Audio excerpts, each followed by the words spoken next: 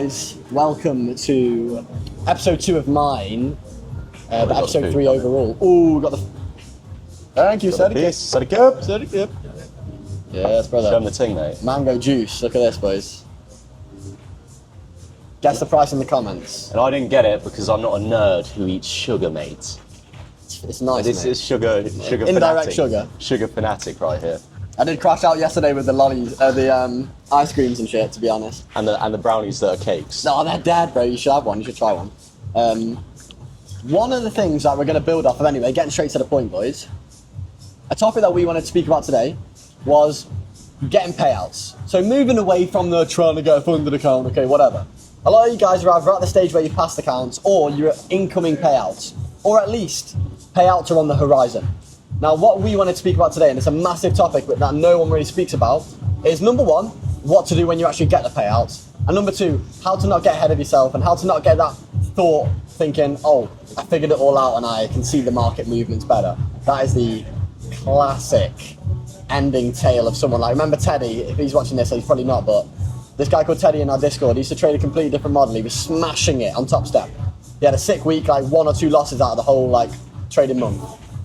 And then he said in the Discord, like, oh, it's finally starting to make sense. And then he had a straight loss streak and never won a trade in like a month. So And then quit. and then I think I don't see him. Indirectly quit. I haven't seen him in the Discord. I haven't seen him in the Discord, to be honest.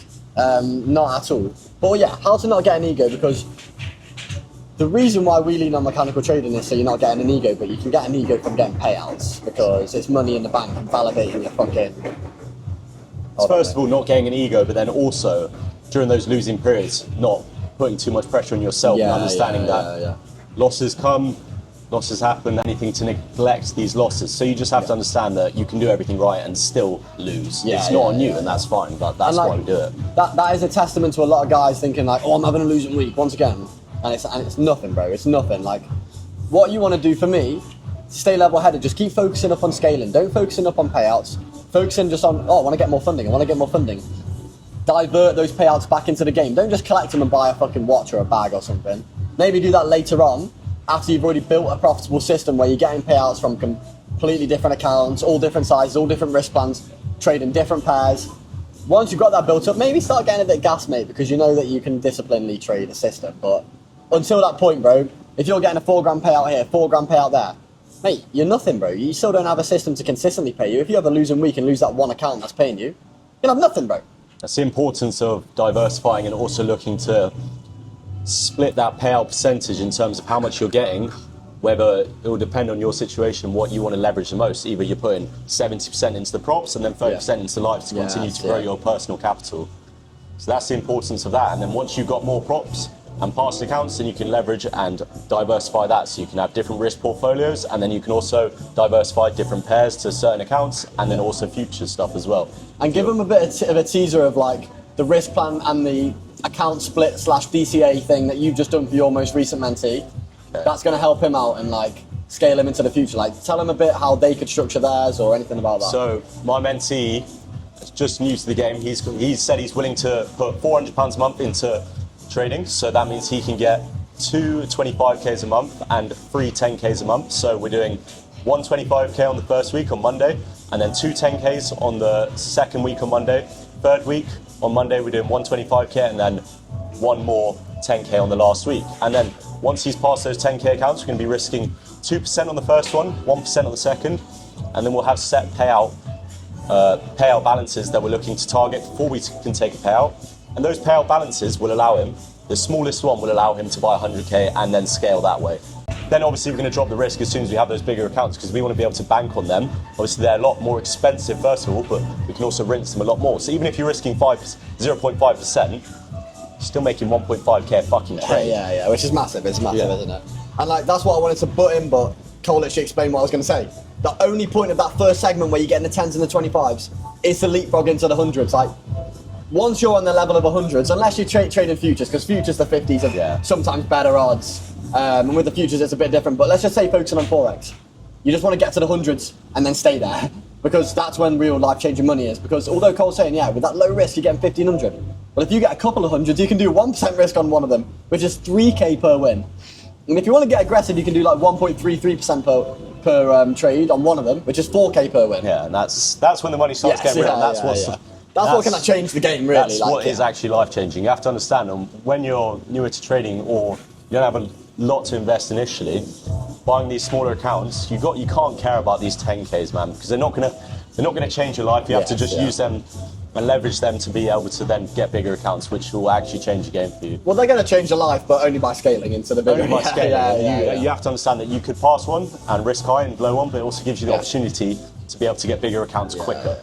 And what was your thinking behind doing the first past account high risk instead of the second past account? Like, there's got to be benefits and drawdowns to that. What's your thinking behind that? Well, I had spoke to him initially about what he was willing to do. I said, well, let's get the first one. We want to be able to get bigger accounts as soon as we can, instead of just sitting on these accounts and waiting. So if we go higher risk, he understands that yes, there's a higher chance of him blowing it, and he's going to be reset, obviously, but we've got other accounts running in the background.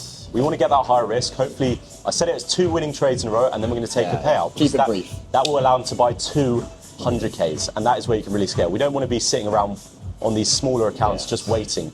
Risk high, understand that you could blow them, but you can also get big payouts, well, big in comparison to the size of the account. Yeah, exactly. And then scale that way instead of just sitting on those bad boys. And what's the highest risk that you would go on a 100k challenge, would you say? Or what's the highest risk you'd allocate per trade? 1% would be the highest risk. With the assumption of a 10% drawdown balance? Yeah, 1% would be my high risk account when I'm looking at doing my risk portfolios. For 100k anyway? For 100k. Because they're so expensive. Exactly, and also these are the ones that you want to have the bankers. I would also have one, so if let's say you pass 200Ks, I go first one, 0.5% risk. Yeah. That one you're always going to be able to fall back on, because we're never going to get a 20 loss streak. So if something crazy happens in the markets, you might lose all your other accounts, but at least you still got 100k in funding. And you can build that back up and get payouts for that, buy 100k again, 100k, 200ks. And what about pair diversification? At what point would you implement that? Like 1 account, 2 account, 3 account? When are you starting to diversify the pairs, or would you recommend people just trade all pairs for all accounts? What sort of approach would you take? So the approach I would take would depend on, for me, it would depend on your situation in terms of where you're at, the amount of income that you're currently making.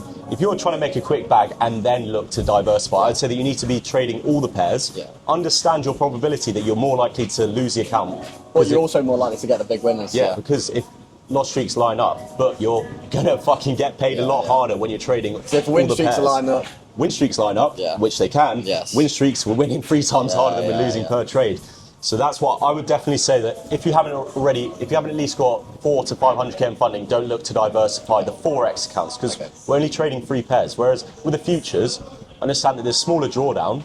So if you're risking 0.5%, maybe you want to just trade the 3 pairs or 2 pairs. It is completely up to you and dependent on your situation and your finance, how much you're willing to put into constantly growing. But once again, it's going to be different for everybody in terms of how you want to set it up. There is no cookie cutter set of probabilities, but the only thing we're trying to chase is to just have a different set of probabilities to expand the range in which some accounts will be winning, some will be losing. It doesn't really matter what variation we do that in. I might do it differently to Cole might do it differently to me. As long as we're splitting up the probabilities and we're not got all eggs in one basket, that's the only thing we're trying to look for. So when we get the message like, yo bro, what's the specific plan that you need to do for the DCA? What's the specific plan? Well, how should I diversify? Like, it depends on so much. Like, are you only trading New York session or are you trading both? London and New York? Are you looking for long term or are you looking for quick peaks and maybe a long trough, but you might want a big payout run? You know what I'm saying? Like for me, I like to have those EU only accounts where I might only trade them sometimes 4 times a month or something. Sometimes it can be really low.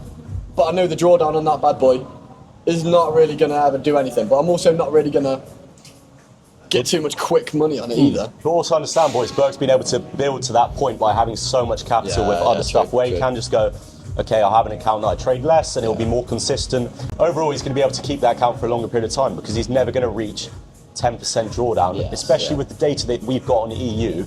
So it will just give him consistent slow payouts, but he's been able to build enough funding where he's still getting payouts consistently. Exactly. He's got the option to do that.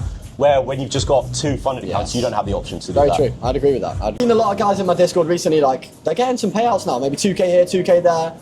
But what you do need to zoom out, bro, like $2k, nice. 80-20 profit split. And now you're converting it back into pounds. Nice one, bro.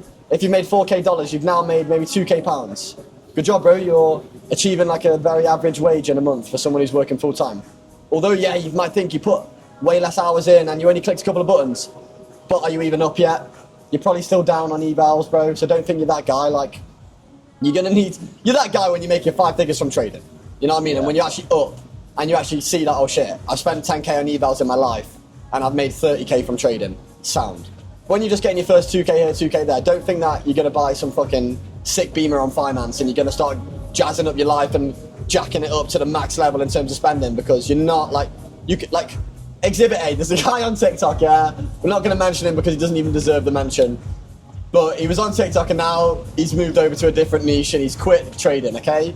And he made a mistake of, he got like 7k in payouts in like 3 months and he thought, oh my God, I am literally just the next fucking Umar Ashraf, like I am actually profitable 4 days JP. now. And then he just basically goes on a massive losing period, and by this point he's already quit his job. So he quit his job after 7k in payouts, and then now he's on a losing period and nothing's working, and he's changed his model and he's over risking and he's over trading and he's lost all his accounts. Don't be that guy. Build the buffer. Build the buffer before you quit your fucking job, nerds. Yeah, understand that trading's not guaranteed, and you could not get paid for 6 months straight. Maybe. Yeah. If you have if you have a bad back end and if you fuck some shit up and if you miss trades, if you over risk on certain things, one bad trade could cascade into you missing 10k in payouts. Happened to me so many times. Sure, it's happened to Cole, where, oh, I missed this trade, which means, oh, I would have been a winner, which means I would have passed a day earlier, which means I would have taken this trade a day earlier, which means I would have, you know what I mean, bro? Every time, like, you literally, and you follow it and you're like, oh, that's happened. And that's when you go on tilt, boys. Yeah, that is when you Even go with on mechanical tilt. trading, there's still option for there's tilt. still Yeah, room for because you tilt can- and psychology Yeah. issues if you fuck shit up. But it's just like more advanced, like indirect tilt that you've got to like deal But with. you've got to fuck it up. Yes, like yeah. it's not like, oh, I follow the model and now I'm on Yes, tilt. yeah. No, you have to fuck something up in the back end or the front end in Yes, order to yeah. go on tilt. Yeah. But yeah, I'd say just build that buffer and be aware that you could not get paid for a long period of time, and make sure that you're going to be okay even if you don't. And then once you have got the buffer though, do what you got to do, bro. You go are all that in. guy. You know Go what I all mean? in. I'll see you in the Discord, mate. I'm not even going to gas it, but first link in the description, 3-day free trial. You know where to be, mate. Peace, love, and unity.